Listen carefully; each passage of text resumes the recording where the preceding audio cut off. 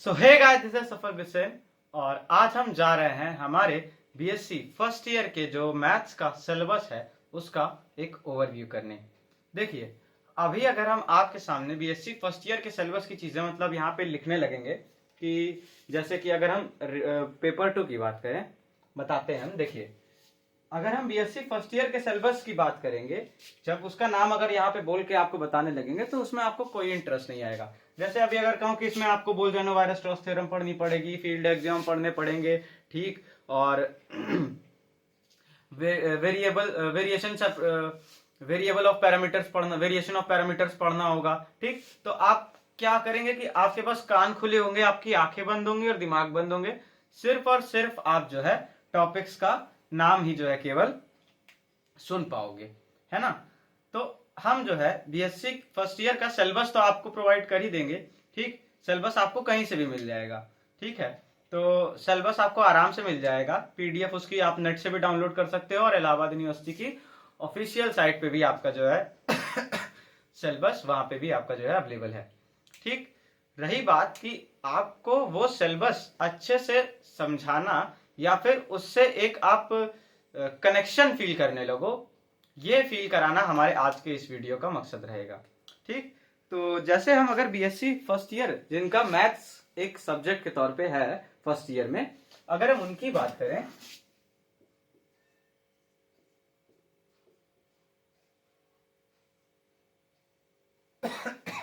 BSc first year वालों की अगर हम बात करें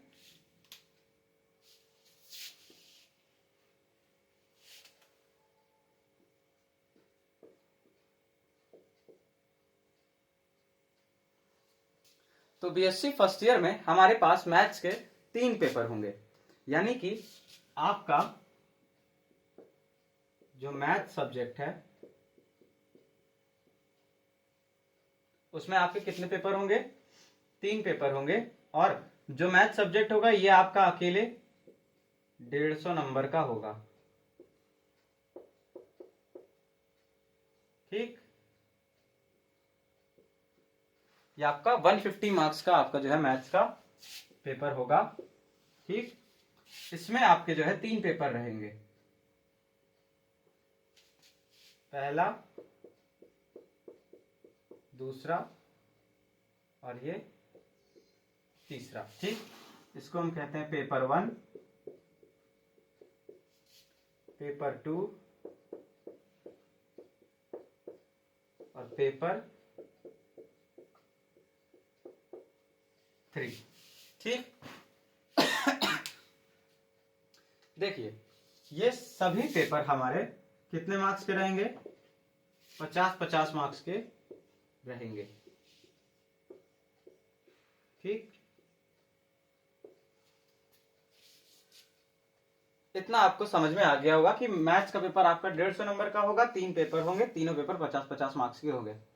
अब हम बात करते हैं कि पेपर 1 में क्या पढ़ना पड़ेगा हमको, पेपर 2 को देने के लिए हमको क्या पढ़ना पड़ेगा और पेपर 3 को देने के लिए हमको क्या पढ़ना पड़ेगा। बेसिकली हमारा जो सिलेबस है वो क्या है पेपर 1, 2 और 3 के लिए, ठीक। तो देखिए, पेपर 1 में मैं यहाँ पे जो चीजें हैं वो आपकी क्लास 12 से रिलेट करके बताऊंगा तो आपको समझ में आ पाएगा, ठीक। पेपर 1 का नाम जो हमारा रहेगा वो हमारा रहेगा 3D ज्योमेट्री एंड वेक्टर्स, ठीक। तो आप सीधे सीधे पेपर 1 को कह सकते हो आप ज्योमेट्री।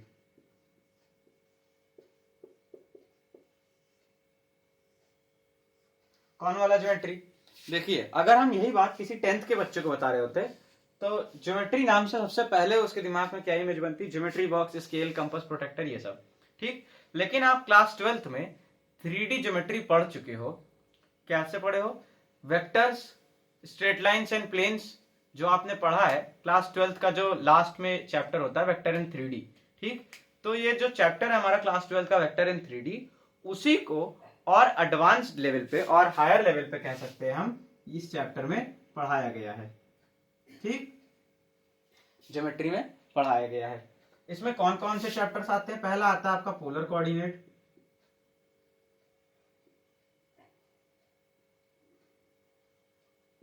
अब वो कहने को तो मैंने आपको कनेक्शन बनवाने के लिए कह दिया कि वो आपके 3D और वेक्टर इन 3D है, ठीक। बट वो वेक्टर इन 3D से भी थोड़ा और ज्यादा है।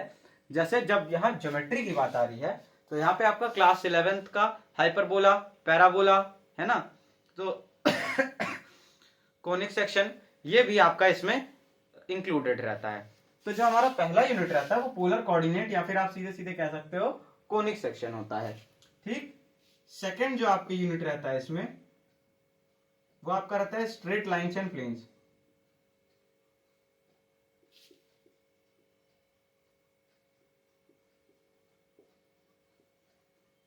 ठीक, ये आपका सेकंड यूनिट रहता है।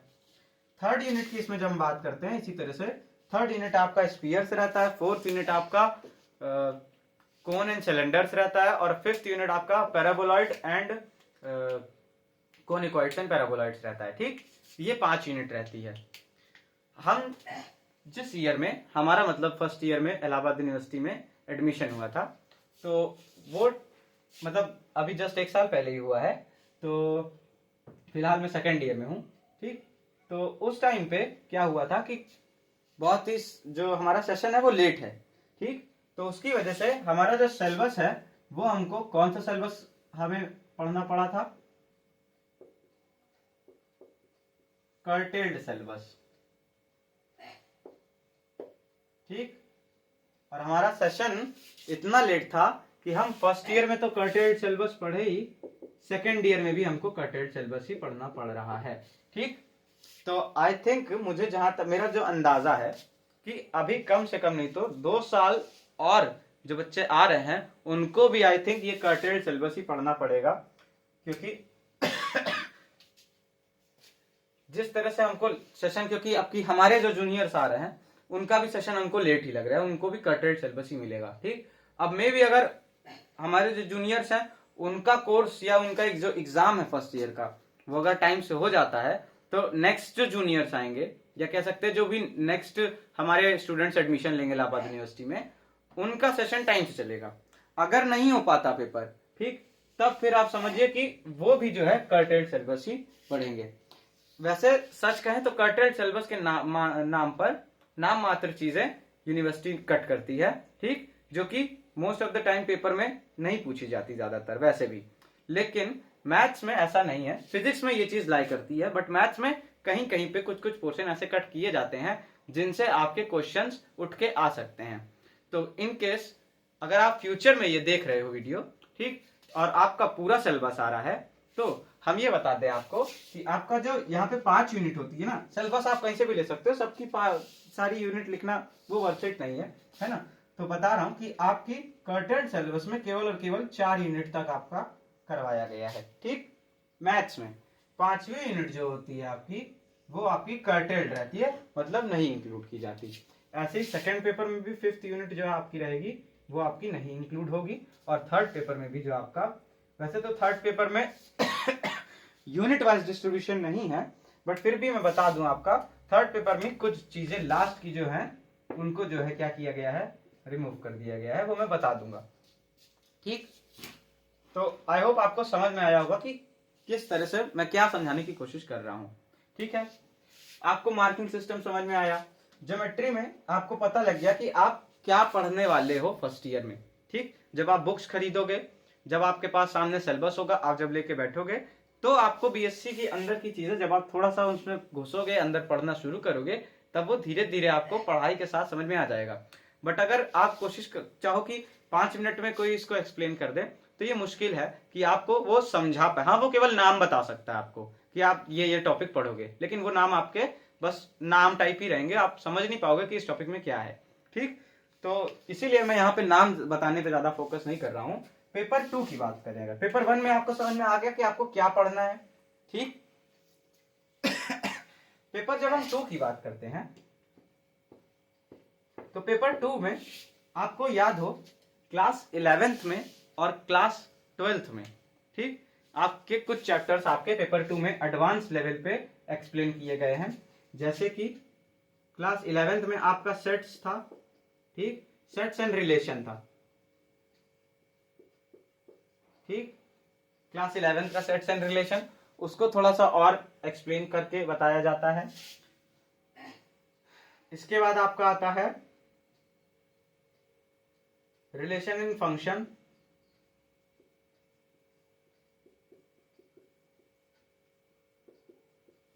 अब ये रिलेशन एंड फंक्शन ना बहुत ही वास्ट टॉपिक है, ठीक। तो इसमें ये सब भी आपका जो है 12th क्लास का ये चीज कवर करता है। ये आपको जैसे पेपर में 5 यूनिट है तो शुरू की 2 यूनिट या मैं कहूं 1.5 यूनिट जो है आपकी वो आपके इस पे बेस्ड होगी। क्यों?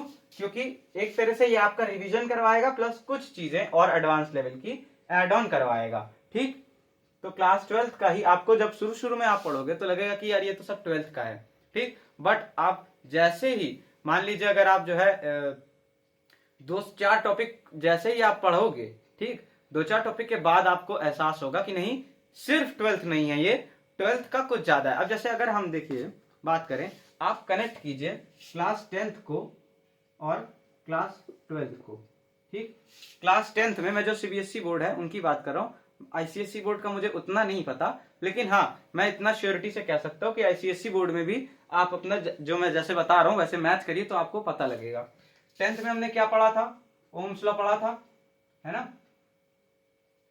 ओम्स लॉ पहली बार हमारा 10th में हमको इंट्रोड्यूस कराया गया, ठीक। और हमने क्या पढ़ा था 10th में? मैग्नेटिक फील्ड पढ़ी थी, मोटर इलेक्ट्रिक मोटर पढ़ा था, वर्किंग ऑफ मोटर पढ़ा था, ये सब हमने 10th में पढ़ा था। अब आप अच्छे से जानते हैं कि 12th में जब आप फिजिक्स में आते हैं तो 12th में यही 10th की चीजें ही जो है और इलेबोरेट करके आपको बताई जाती हैं। जैसे आपका जो है ओम्स लॉ आपका पूरा एक चैप्टर में आ जाता है, इलेक्ट्रिसिटी, है ना, और मैग्नेटिज्म का भी एक अलग से चैप्टर हो जाता है क्लास 12th में, ठीक। तो मतलब देखिए चीज वही रहती है। अगर आप 12th का वो चैप्टर शुरू करते हो तो शुरू शुरू में आपको लगता है कि यार मतलब 1-2 पेजेस पढ़ने पे लगता है कि हाँ ये वही 10th वाली चीजें ही पढ़ाई गई हैं, बट 10th और 12th में आने से पहले 11th का गैप रहता है इसलिए हमको ऐसा नहीं लगता कि हाँ हम वही चीज वापस से पढ़ रहे हैं दोबारा। लेकिन 12th से ग्रेजुएशन में आने में कोई गैप नहीं है, जिनका कुछ कुछ का होता है वैसे, ठीक, लेकिन जनरल बात करें तो नहीं होता। तो हमको लगता है यार ये तो 12th की चीजें पढ़ाई जा रही हैं, तो ऐसा नहीं है। ये गलतफहमी आप नहीं रखिएगा कि आपको 12th की चीजें पढ़ाई जा रही हैं, ठीक। शुरू शुरू में आपको लगेगा कि 12th की चीजें हैं, बट आप थोड़ी सी कंसिस्टेंसी मेंटेन करके रखिएगा।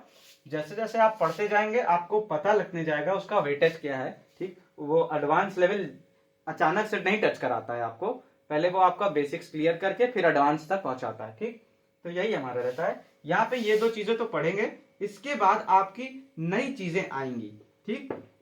नई चीजें यहाँ पे ऐड ऑन होती हैं, यहाँ पे आपको नई चीजें पढ़ने मिलेंगी, कुछ आपकी थ्योरम्स रहेंगी, ठीक, कुछ आपके यहाँ पे आप वो वाली भी थ्योरम, रोल्स थ्योरम आप पहले से ही पढ़े हो 12th में, है ना, रोल्स थ्योरम पढ़े हो, रोल्स थ्योरम का यूज आएगा यहाँ पे। और भी जो एप्लीकेशन ऑफ डेरिवेटिव्स होते हैं ना उसका भी काफी यहाँ पे एडवांस लेवल में आपको जो है ये समझाएगा पेपर 2, ठीक। तो पेपर 2 आप क्या समझ सकते हो कि आपका जो एप्लीकेशन ऑफ डेरिवेटिव है वो वैसे तो इस पेपर में आपकी 5th यूनिट होती है जो कि कर्टेल्ड है, ठीक, बट एप्लीकेशन ऑफ डेरिवेटिव्स की जो रोल्स थ्योरम और ये सब थ्योरम है ना ये आपको अच्छे से यहाँ पे समझाई जाएंगी पेपर 2 में, ठीक। सेट्स एंड रिलेशन और रिलेशन फंक्शन से रिलेटेड बातें आपको जो सिलेबस होगा वो इन्हीं का एडवांस लेवल आपको कवर कर रहा होगा आपका, ठीक। तो आई होप आप समझ गए होंगे कि पेपर 2 में क्या इन्वॉल्व है। अब हम अगर बात करते हैं पेपर 3 की, जब हम पेपर 3 की बात करते हैं तो पेपर 3 में आपका क्या होता है देखिए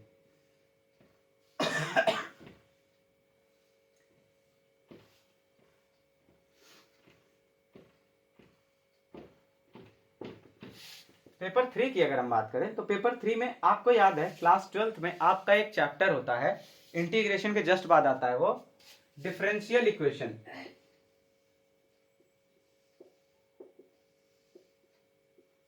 ठीक। तो पेपर 3 आपका इसी पे बेस्ड है, ठीक है ना, इसको कहते हैं डिफरेंशियल इक्वेशन। असल में इस पेपर का नाम क्या होता है? ओडीई, ऑर्डिनरी डिफरेंशियल इक्वेशन, ठीक।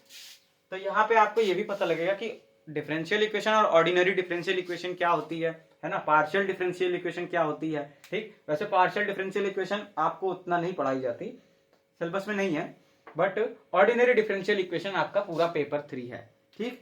इसमें आपको पूरा अच्छे से सारे डिफरेंशियल इक्वेशन बताए जाएंगे, किस तरह के डिफरेंशियल इक्वेशन होते हैं, और किसी डिफरेंशियल इक्वेशन को सॉल्व करने के आपको ढेर सारे मेथड यहाँ पे बताए जाएंगे। 12th में तो आपने वेरिएशन ऑफ पैरामीटर पढ़ा होगा, ठीक, और भी 2-4 मेथड पढ़े होंगे, लेकिन यहाँ पे आपको काफी ढेर सारे और काफी कॉम्प्लेक्स टाइप की डिफरेंशियल इक्वेशन को सॉल्व करने के मेथड यहाँ पे बताए जाएंगे। ठीक, और आपको अगर जिनको जिनको जिनको याद है, जिनकी पढ़ाई मतलब अभी छूटी नहीं है, वो मेरी बात से रिलेट कर पाएंगे कि डिफरेंशियल इक्वेशन में आपको याद है, आपको फर्स्ट ऑर्डर की डिफरेंशियल इक्वेशन ही सॉल्व करना इसमें बताया जाता था। लेकिन यहाँ पे जब आप लास्ट तक पहुंचोगे ना, तो सेकेंड ऑर्डर की डिफरेंशियल इक्वेशन भी आपको यहाँ पे सॉल्व करना बताया जाएगा, यानी कि d2x by dy square is equals to something 3xy cube plus इस तरह से कुछ होगा, तो ये d2x है। ठीक, तो आप सिंपल dy by dx का वेरिएबल सेपरेट करके इसको सॉल्व नहीं कर सकते, क्योंकि ये d2x है, यहाँ 2x है और यहाँ dy का स्क्वायर है ना, तो इसका अलग मेथड लगता है आपको सॉल्व करने का। ठीक, तो आई होप आपको समझ में आया होगा कि आप पेपर 1, पेपर 2 और पेपर 3 में क्या क्या पीएससी फर्स्ट ईयर में इलाहाबाद यूनिवर्सिटी के सिलेबस में पढ़ने जा रहे हो। इलाहाबाद यूनिवर्सिटी से मेरा मतलब होता है इलाहाबाद यूनिवर्सिटी या फिर उसके एफिलेटेड सभी कॉलेज, जैसे सीएमपी, एडीसी, ठीक, आईएसडीसी, ठीक, या जो भी आपके जितने भी आपके एफिलेटेड कॉलेज हैं इलाहाबाद यूनिवर्सिटी से एफिलेटेड, और इलाहाबाद यूनिवर्सिटी का मेन कैंपस, दोनों जो है आपका इलाहाबाद यूनिवर्सिटी का सिलेबस दोनों में सेम रहता है। जो पेपर बनता है वो भी दोनों के लिए मतलब सबके लिए सेम पेपर रहता है। ठीक, स्टेट यूनिवर्सिटी की बात मैं नहीं कर रहा हूं यहाँ पे। तो यहाँ पे हो गया हमारा मैथ्स का सिलेबस पूरा ये खत्म। ठीक, सिलेबस अगर आपको चाहिए तो मैं आपको सिलेबस अरेंज करके इसके डिस्क्रिप्शन में आपको इसकी पीडीएफ दे सकता हूं। ठीक, तो या एक टेलीग्राम ग्रुप बना देंगे, ठीक है ना, और उसी पे मैं जो है आपको इसके पीडीएफ दे दूंगा। देखिए अब हम क्या कर रहे हैं कि अभी इस टाइम पे, जिस टाइम पे मैं ये वीडियो रिकॉर्ड कर रहा हूं, मैं जब फर्स्ट ईयर में था तभी मैंने स्टार्ट किया था जो है पढ़ाना। ठीक, क्योंकि कुछ कुछ प्रॉब्लम्स हो रही थी जिसकी वजह से नहीं समझ में आ रहा था, और हम लोग को टाइम भी बहुत कम मिला था।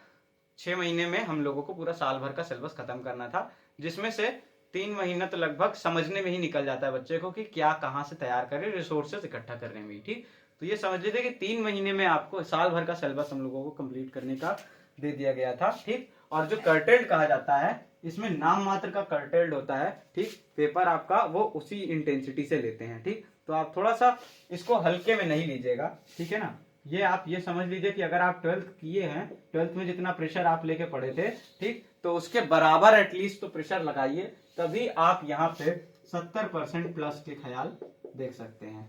ठीक, उससे कम अगर आप जो है एफर्ट्स लगाएंगे तो आप समझ लीजिए कि आपको ये 60% से नीचे चला जाएगा, आराम से हंसते खेलते चला जाएगा। और फर्स्ट ईयर में तो अच्छे से जाएगा। फर्स्ट ईयर में तो आपको ये समझ लीजिए कि बच्चे को समझने में ही टाइम लग जाता है। ठीक, कोई बताने वाला नहीं रहता वहां पे, तो इतना ही लाना बहुत मुश्किल हो जाता है इलाहाबाद यूनिवर्सिटी से। ठीक, चाहे आप एफिलेटेड कॉलेज में ही क्यों ना पढ़ रहे हो, क्योंकि पेपर सबका सेम आता है, चेकिंग सबकी सेम लेवल पे होगी। ठीक, तो यही मैं बता रहा हूं कि हम लोगों को बहुत ही मिनिमम टाइम मिलता है। ठीक, फर्स्ट ईयर में, क्योंकि उतना एक्सपीरियंस नहीं रहता है। ठीक, ना ही सिलेबस टैकल करने का और ना ही रिसोर्सेस ढूंढने का। ठीक है, तो मैं यही कहूंगा कि अभी जिस टाइम में ये वीडियो बना रहा हूं, हमारे इस चैनल पे आपको ज्योमेट्री के लिए आपका पोलर कोऑर्डिनेट, स्ट्रेट लाइंस और ये आपका जो है द स्फीयर्स मैंने पढ़ा के कंप्लीट कर दिया है। ठीक, ये आपका जो है कंप्लीट हो गया है। 2-3 लेक्चर स्फीयर्स में बचे हैं, वो खत्म हो जाएंगे। ठीक, 1-2 दिन में आपका स्फीयर्स यहाँ पे खत्म हो जाएगा। बात आती है, अगर आप बाद में ये वीडियो देख रहे हो, इन फ्यूचर देख रहे हो, चौथा जो हमारा है कोन्स एंड सिलेंडर्स, ठीक, ये भी मैं आपको करा के खत्म करवा दूंगा। बट ये जो 5वीं यूनिट आती है आपकी, ये एक्चुअल में मेरे सिलेबस में ही नहीं थी। ठीक, तो आई होप आप समझ रहे होंगे कि मैं जब उसको पढ़ा ही नहीं तो मैं नहीं पढ़ा पाऊंगा उसको, क्योंकि मुझे साथ साथ में ही बीएससी सेकेंड ईयर का सिलेबस अपना पढ़ना है, क्योंकि मेरे सेकेंड ईयर के एग्जाम होंगे। ठीक है ना।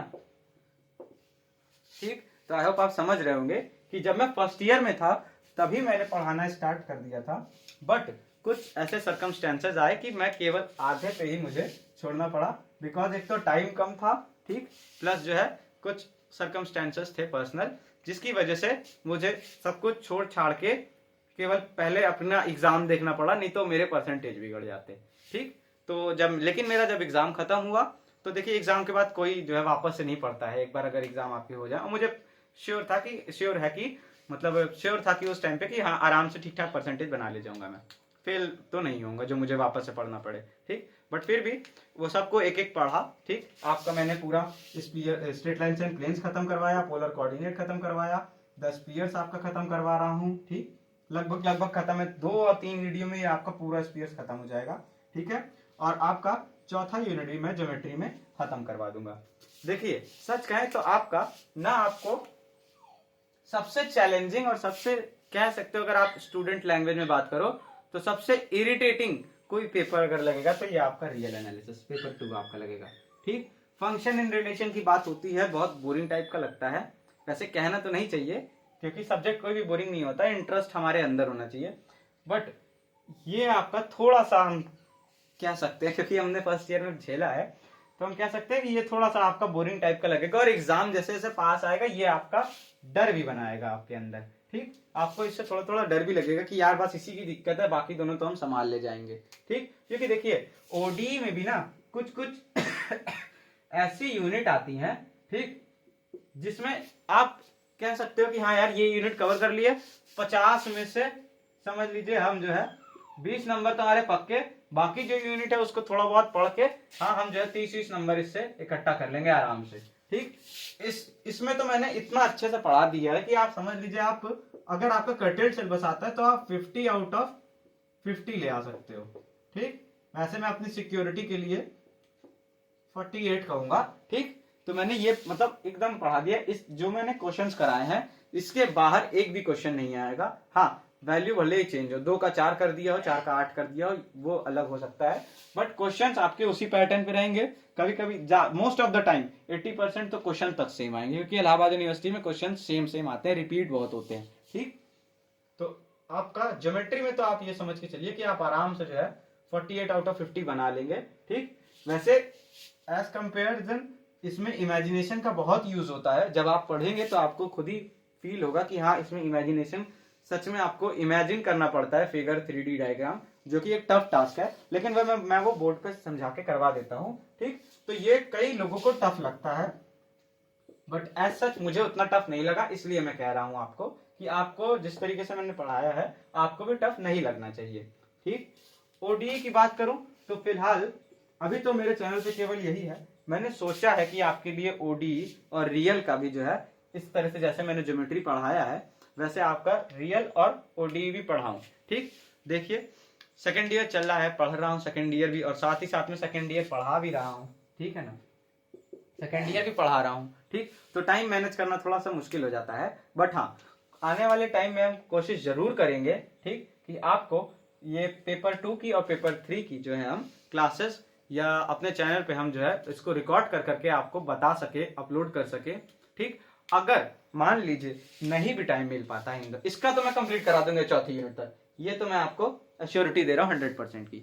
मान लीजिए अगर आपका रियल और पेपर 3 नहीं कंप्लीट हो रहा है तो जिस टेलीग्राम ग्रुप से आपको सिलेबस मिलेगा, ठीक, आपको मैं अरेंज करके हर यूनिट का, जैसे हर 2-2 1-1 महीने के गैप में आपको हर यूनिट की नोट्स भी जो है अरेंज, क्योंकि मेरी जो नोट्स थी फर्स्ट ईयर की मुझे इतना नहीं पता था, मुझे पढ़ाने का जो ख्याल ही आया वो काफी लेट से आया। ठीक, जिसकी वजह से मैंने ना ही फर्स्ट ईयर में अपने ढंग से नोट्स मेंटेन की थी।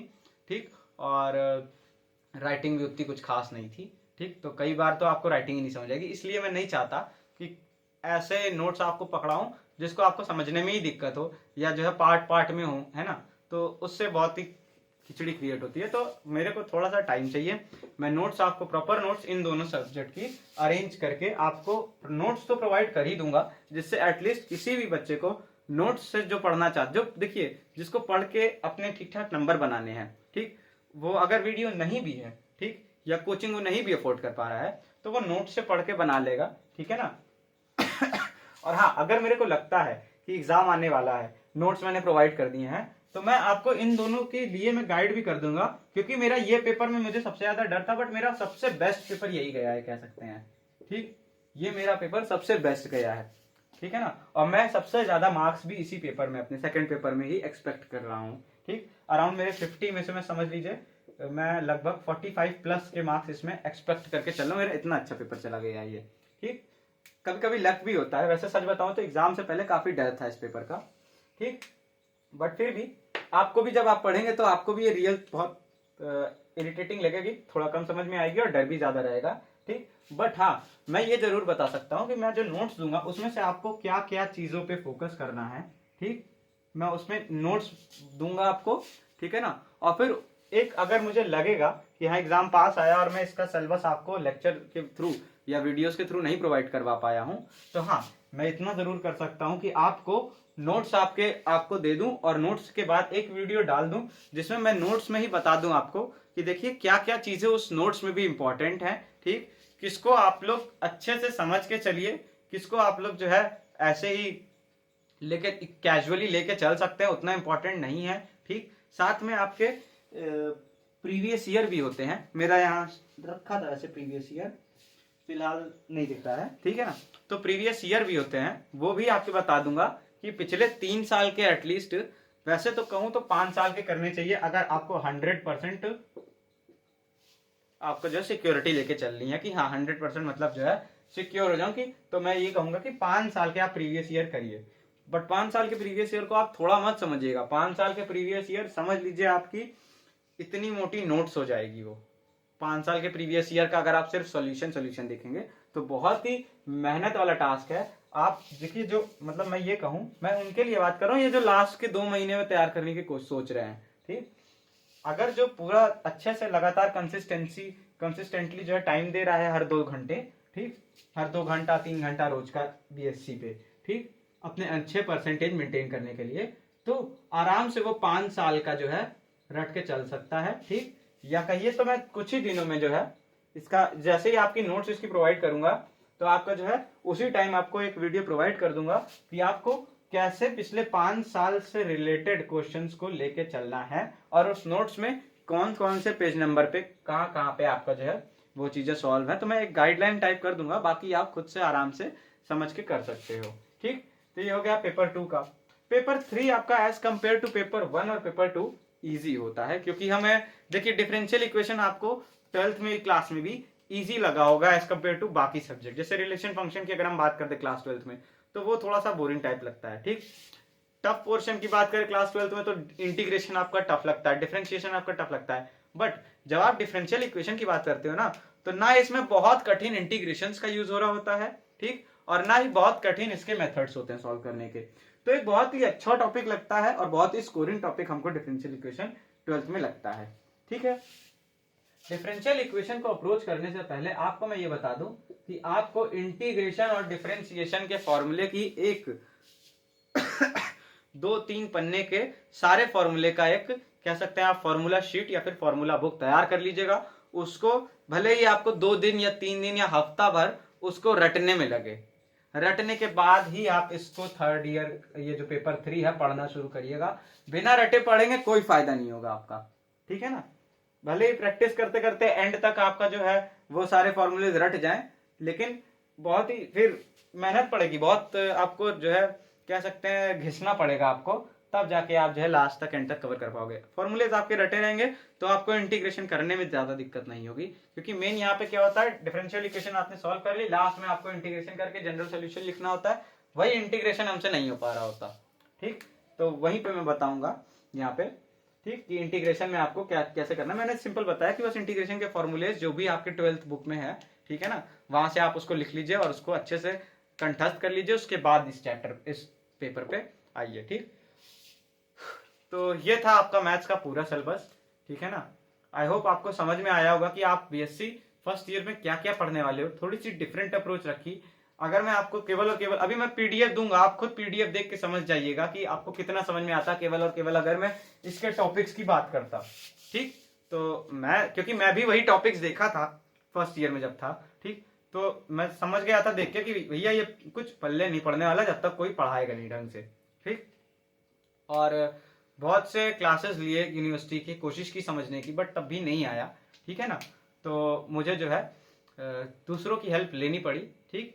तो जहां से मैं पढ़ा, ठीक, तो वहीं से मैंने जो है जो सीखा वो आपको पहुंचाने की कोशिश कर रहा हूं, ठीक। क्योंकि मैं जानता हूं कि देखिए कई बच्चे यहाँ पे जो है दूसरे शहर से आते हैं और वहां से आके यहाँ पे अगर आप जो है कहीं और पढ़ने का खर्चा उठा रहे हो, ठीक, खाना पीना रेंट इन सब के बाद यूनिवर्सिटी में भी आपने फीस भरी, ठीक, और उसके बावजूद आप कहीं और पढ़ने का अगर खर्चा उठा रहे हो तो काफी बर्डन आ जाता है। तो इसीलिए मैंने सोचा कि एटलीस्ट आपकी कुछ हेल्प तो प्रोवाइड करूं, जिससे आप एक डिसेंट, बहुत अच्छा ब्रिलियंट स्कोर नहीं तो एक डिसेंट स्कोर आप मतलब यहाँ पे अटेन कर सको, अराउंड 60 to 70% तक का, ठीक। और अगर आप थोड़ा सा मेहनत कर लोगे तो 70 प्लस भी जा सकता है आपका आराम से, यहाँ पे आराम से जाएगा, कोई टेंशन वाली बात नहीं है। मैं अपना 70 प्लस एक्सपेक्ट करके चल रहा हूँ, फर्स्ट ईयर में एक्सपेक्ट करके चल रहा हूँ। वो तो जो भी हो, रिजल्ट आया अभी आया नहीं है वैसे, ठीक। तो ये हो गया। और एक बात आपको बता दें कि कॉलेज जब आप जाओगे तो एज अ सीनियर, मतलब मुझे ये फील होता है कि हाँ मैं बता दूं आप लोगों को, ठीक, ऐसे कोई सीनियरिटी दिखाने की इंटेंशन नहीं है, बट हाँ सजेस्ट कर दूं, क्योंकि मैं फर्स्ट ईयर वाले बहुत झेल जाते हैं इन सब चीजों की वजह से, अगर उनको ये चीजें नहीं पता होती फर्स्ट ईयर में। तो जैसे कि आप यूनिवर्सिटी में आपका टाइम बहुत बर्बाद हो जाएगा और आपको पता ही नहीं लगेगा कि कब बर्बाद हुआ, सिर्फ और सिर्फ यूनिवर्सिटी की क्लासेस अटेंड करने के लिए। 2 क्लासेस के बीच में आधे घंटे 1 घंटे का गैप होगा, ऐसे ही निकल जाएगा। और एक बार बच्चा जब अपना रूम छोड़ के, अपना घर छोड़ के यूनिवर्सिटी जाता है और फिर वापस जब घर आता है ना, ठीक, तो वो उसकी सारी पावर एग्जॉस्ट हो चुकी रहती है। अब अगर आप रूम में रहते हो तो आपको खाना भी बनाना है, ठीक, घर पे रहते हो तो चलो फिर घर का काम आपके सर पर मर दिया जाता है कि ये काम बेटा ये ले आओ वो ले आओ। लेकिन अगर आप नॉर्मल रूम पे रहते हो तो वो सब सामान जो आपको अरेंज करके लाने भी है, प्लस वो सब सामान आपको खुद से बनाने भी है, ठीक। तो मैं जानता हूं कि एनर्जी उतनी नहीं बचती है, तो मैं यही कहूंगा कि जब आप कॉलेज आए तो कोशिश करिएगा कि अपनी एनर्जी और अपना टाइम, ये 2 चीज मैक्सिमम टू मैक्सिमम जितनी ज्यादा सेव कर सकते हैं उतनी सेव करने की कोशिश कीजिएगा। फालतू में टाइम नहीं बर्बाद करिएगा और अपनी एनर्जी फालतू में जो है बर्बाद करने की जरूरत नहीं है, ठीक। क्योंकि जैसे जैसे आप शुरू में आप अगर ये चीज नहीं कर पाओगे ना तो बहुत ही मुश्किल आगे जाके होगी। जैसे ही आपका 3 महीना, केवल 2 महीना बचा रहेगा ना एग्जाम से, तो फिर आप पे प्रेशर आने लगेगा, क्योंकि केवल और केवल ये मैथ्स का है, साथ में आपके फिजिक्स केमिस्ट्री या थर्ड सब्जेक्ट जिसका जो भी है, ठीक, वो सब्जेक्ट भी आपका सर पे रहेगा, तब बहुत टेंशन आ जाती है, ठीक, नहीं संभल पाता है इतना सब कुछ, ठीक है ना।